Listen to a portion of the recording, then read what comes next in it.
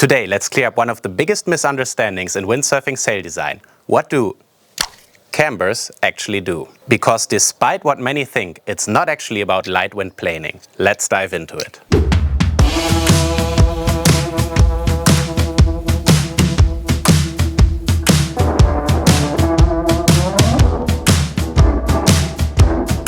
Cambers are plastic or composite devices that sit in between the mast and the sail on the other end to push the sail profile out. What that does is give the sail a fuller and more locked-in shape, a more stable airfoil, if you will. This is the key to their performance. Here's the important part. Cambers are not really about getting you planing in lighter winds. That's actually a common misconception. A no-cam sail with a big belly can actually feel lighter and get you planing earlier than a cambered sail can.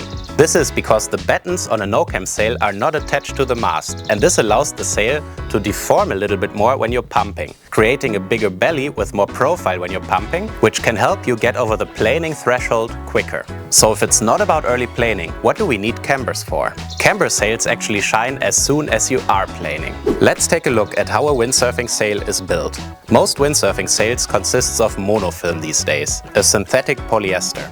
This material doesn't hold its shape by itself, so to give the sail its desired shape and profile, fiberglass battens are used horizontally inside the sail. Cambers are then used on some sails to fix the battens onto the mast. By doing this, you create a much stiffer profile, as the battens can no longer move around in the sail. You kind of lock in the shape into the sail and create a stable airfoil, if you will, kind of like on an airplane wing. Cambered sails have way more stability than non-cambered sails. Especially when the wind gets gusty, you can feel that the sail is not deforming as much. The profile stays kind of the same if you have a lull or if you have a gust. This makes them actually easier to ride in gusty conditions when you're sometimes overpowered and sometimes underpowered. You will also have better control as you're approaching top speed on your gear. The cambered profile doesn't deform, meaning you stay locked in and efficient as you go faster and faster on your gear. On the other side, you will also plane more consistently through the lulls. If you're reaching a lull on a non-cambered sail, the profile will kind of disappear from the sail as you enter the lull. On a cambered sail, the profile stays the same even if the wind decreases, meaning that you're more likely to get through a little patch of no wind and get back into the wind. So generally, you will stay planing longer on a cambered sail than on a non-cambered sail. The big advantage of the locked-in profile is also the performance when you go on deep downwind angles.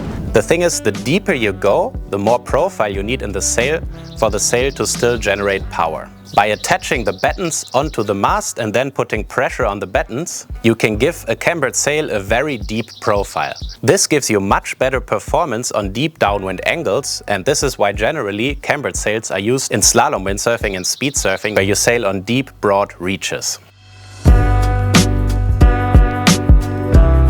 Of course, there's no one concept that's better at everything. While cambered sails theoretically are the more efficient wing, non-cambered sails also have several advantages over cambered sails. They are lighter and more comfortable to ride. They're also easier to rig up and down and less technical. This is because you have one less piece that needs tuning and adjusting.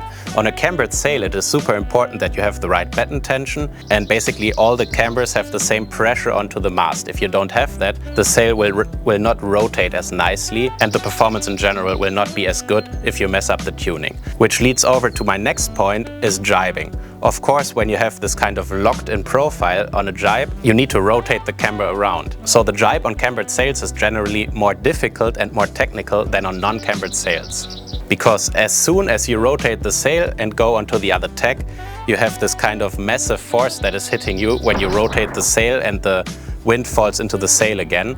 So this requires a little bit of practice. On non-cambered sails, of course, you don't have this rotation of the camber, so they are much easier in the jibe. So in general, who would I recommend a cambered sail to and who should stick with non-cambered sails? I think cambered sails are amazing if your main goal is blasting around. They have so many advantages in this area that I don't see any sail really being able to compete with it.